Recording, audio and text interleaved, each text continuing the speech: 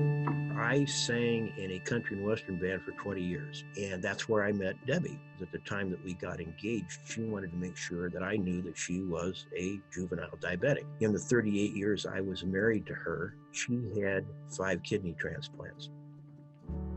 We were always in church as a couple. I was on a church staff when Sonny's journey began. We have 2 children. Life looked pretty good.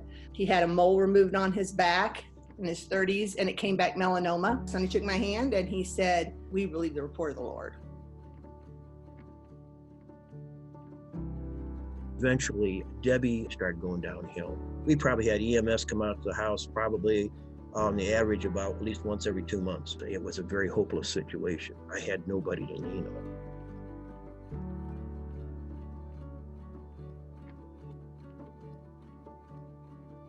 I often wonder what my life might have been like had I known Jesus Christ the way I do now. We got to the point where she needed to go into hospice. They couldn't do anything more for her. And that's where she eventually passed away.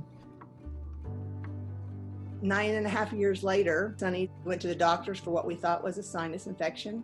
And when they came in, they quickly said he had 3 brain lesions, and they were confident it had been melanoma metastasized to his brain. Life changed. I was single. I had a great support group. We were like any church. We said community is what gets you through. So I dove in trying to find a community group, tried several. And as a single person, you don't fit into a lot of them. Out of the blue, I got a call from a friend who said, "There's this new group in Lee Summit, and it's 40 and 50-year-old singles. You need to go, Tess." Because I knew that I had to be a part of a community. And what I've learned is that not only do I need the community needs me. I plugged in there. It was life-saving for me, I tell those people.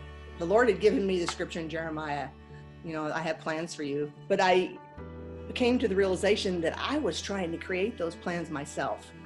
One night I was praying and I said, "Lord, I don't give up, but I give it over to you."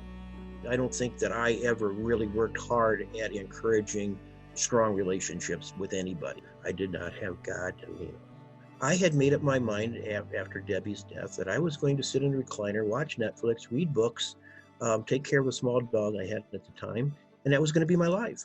And I wasn't depressed or anything. I just thought, hey, that's what it's going to be.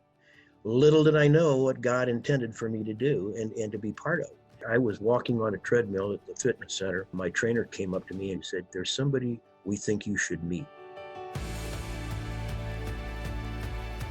In our wedding ceremony, one of the things the pastor said was that there's a lot of ways resurrection happens. Resurrection is not just about whatever's beyond this life by the grace of God.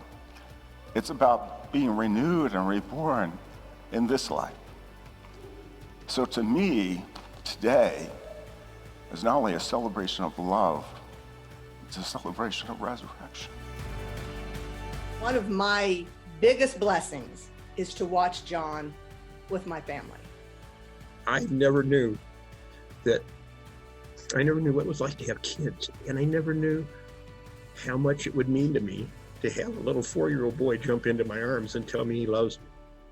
You don't know what God's plans are. You don't know what's around the corner. Don't give up. Do not. And I know it's easy for me to say right now because it's happened, but listen to our story. We're telling you, you just can't give up. You literally have to have faith. God has a plan, and you're not supposed to know the plan. Find a community group. Find people who can support you, who you can talk to, you can open up to. And when you start sharing those things, you realize you are not alone. When you have a setback and then you get to have a comeback, God gets all the glory in the comeback.